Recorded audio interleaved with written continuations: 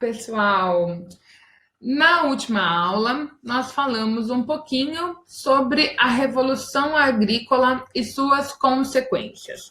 Graças à prática da agricultura, esses seres humanos puderam se tornar sedentários, ou seja, se fixaram em uma mesma região. E já que estavam em uma mesma região, também passaram a criar animais, um processo que a gente chama de domesticação dos animais. Esses animais não eram criados como os animais que nós domesticamos hoje, mas eles colaboravam diretamente para a dieta alimentar desses primeiros grupos humanos. Na aula de hoje, nós vamos falar de outros dois processos que são consequências, desdobramentos do início da prática da agricultura. O primeiro processo é um processo que nós chamamos de especialização do trabalho. E vocês podem acompanhar aí pela nossa apresentação. A especialização do trabalho aconteceu graças ao desenvolvimento de diferentes técnicas agrícolas. Então, conforme esses grupos humanos foram utilizando a agricultura, eles foram desenvolvendo técnicas, canais de irrigação, foram conhecendo os melhores momentos para plantar, os momentos de colher, e gradativamente a produção desses alimentos foi crescendo. Quando essa população teve uma fartura de alimentos, ela pôde se dedicar a outras atividades. No momento inicial, todas as pessoas desse grupo, todas as pessoas desse agrupamento humano tinham que se dedicar à agricultura para garantir que existissem alimentos para toda a população. Mas com o desenvolvimento dessas novas técnicas e a melhora, o aumento na produção, esses seres humanos puderam se dedicar a outras atividades. Então, eles começaram a se dedicar a atividades necessárias também para o seu desenvolvimento.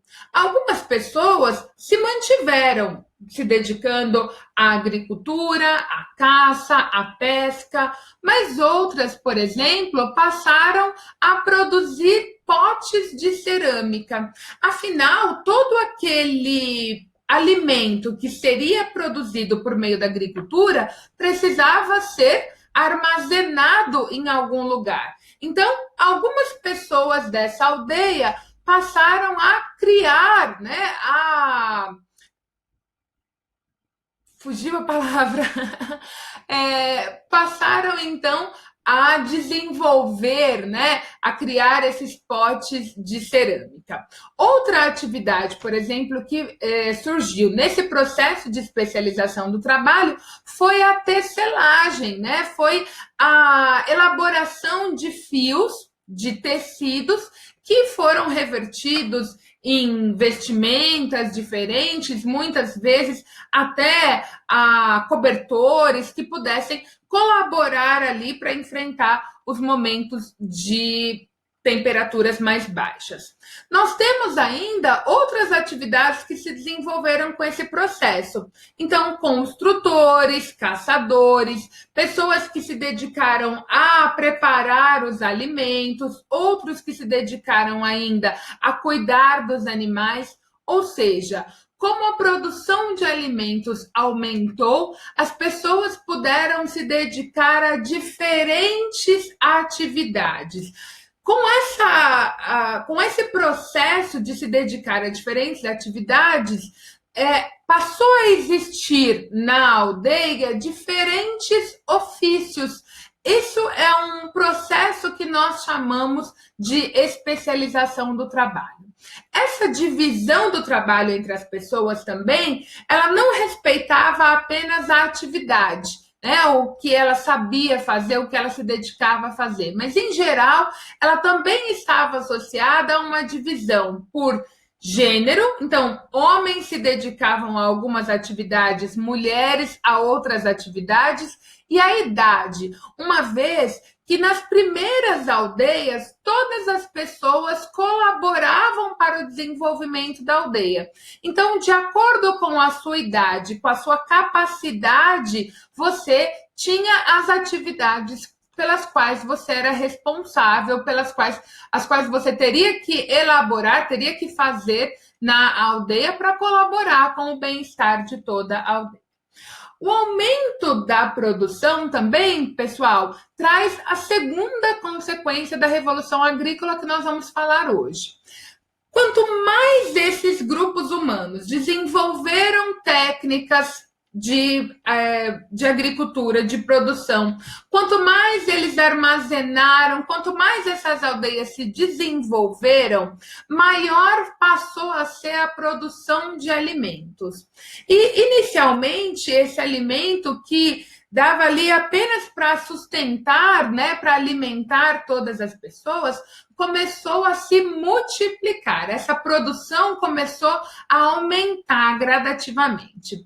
A primeira parte desse aumento, né, de produção de alimentos vai ser armazenado para momentos aí de dificuldade que a aldeia possa vir a enfrentar. Mas depois, essa produção era suficiente para alimentar a população, para armazenar para momentos futuros e ainda existia uma sobra de alimentos.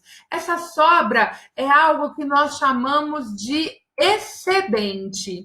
Tá bem? Esse excedente, então, o que vai se fazer com ele? Se iniciou o processo de troca. Então, o excedente da produção, seja de alimentos, seja de animais, seja inclusive de produtos que são desenvolvidos por essa aldeia. Então, peças de cerâmica, peças de tecido, né, lã. Então, todo esse material produzido por essas aldeias, ele passa a ser trocado com as aldeias vizinhas, permitindo, inclusive, uma diversidade de alimentos e uma diversidade de produtos entre esses primeiros grupos humanos. Então, esse processo de troca, que inicialmente vai ser chamado de escambo, porque ele não implica uma troca com moeda. Ainda não existia uma moeda, o dinheiro, como nós conhecemos hoje. Essa troca era feita de produto por produto. Então, eu tenho peixe sobrando, vou trocar por cenoura, que é o que você produz na sua aldeia, o que você tem sobrando é o seu excedente. Então, essa troca é uma troca de produtos, inicialmente chamada de escambo, mas gradativamente essa troca vai se desenvolver, vai se aperfeiçoar e vai dar início ao que nós conhecemos como comércio. Então, a videoaula hoje falava sobre essas duas principais mudanças, consequências trazidas pela Revolução Agrícola. A gente se vê no nosso próximo vídeo. Beijo da Pro!